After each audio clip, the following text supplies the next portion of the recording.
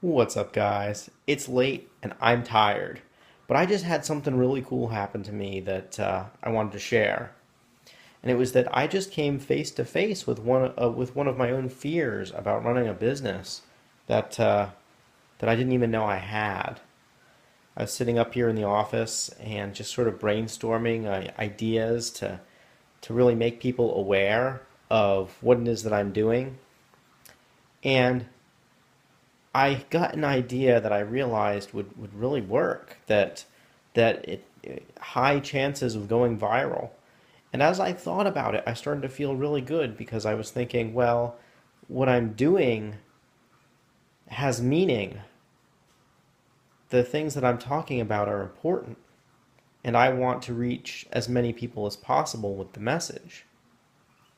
And so when I had an idea that I knew would be able to do that, the first thing I thought was feelings of elation, like yes, I'm starting to move forward even quicker than I was before. But then this fear came in, and I just watched it happen, and I watched all that elation disappear, and all this fear came in that it would grow so fast that I wouldn't be able to support it, and that I would fail all those people, that I would let them all down in some way. These are the kinds of fears that keep you separate from the thing that you want, be it money or anything else, really. It's the fear that what you think is good is actually going to turn out against you, and that it's not possible to get everything that you want. And I had to look at one of my own today that I had no idea was somehow buried in my subconscious, that fear, that insecurity. So I wanted to talk about it because after I looked at it, I was able to see it for what it really is. But the unexamined fear continues to hold control over you. So once you examine the fear and you look at it and you realize it's not really as scary as you think it is,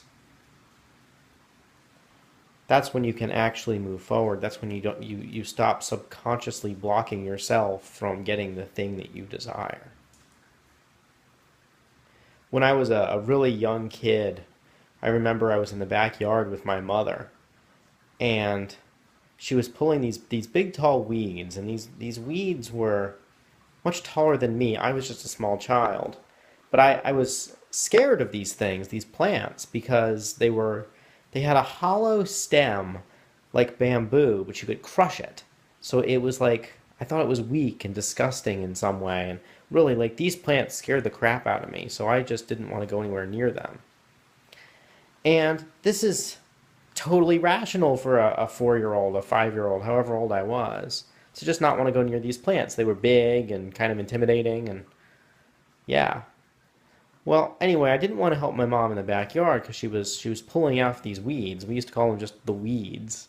She was pulling these weeds out, and she wanted me to help her. And I didn't want to touch these damn things. I thought these things were so gross.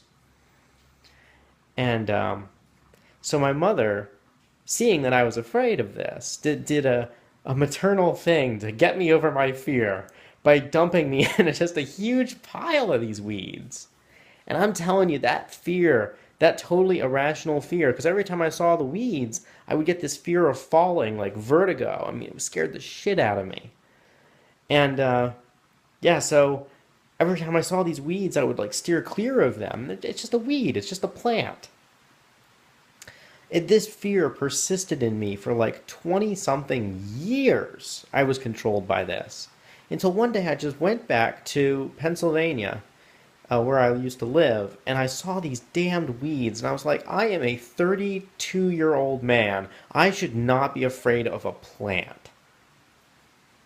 And I walked up to the weed, and I touched one of the leaves, and this energy went right to the base of my spine. This energy of old fear, and my fear was just being dissolved as I touched this plant, because I realized there's nothing dangerous about it, and I was proving it to myself, and I had to overcome my own cognitive dissonance in the moment. because of all those years of avoiding something for no good reason.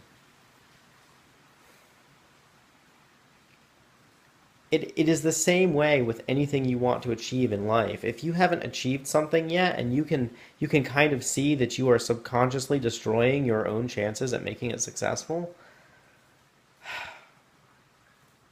start looking at your fears. Because they control you in ways that are very subtle, but also very effective. And I realize today that if I want to actually get my message in front of a bunch of people, I have to first conquer my fear that I'm going to fail them, that I'm going to let them down somehow.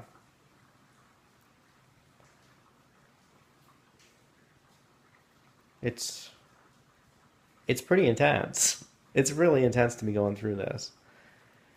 So I hope this video helps you.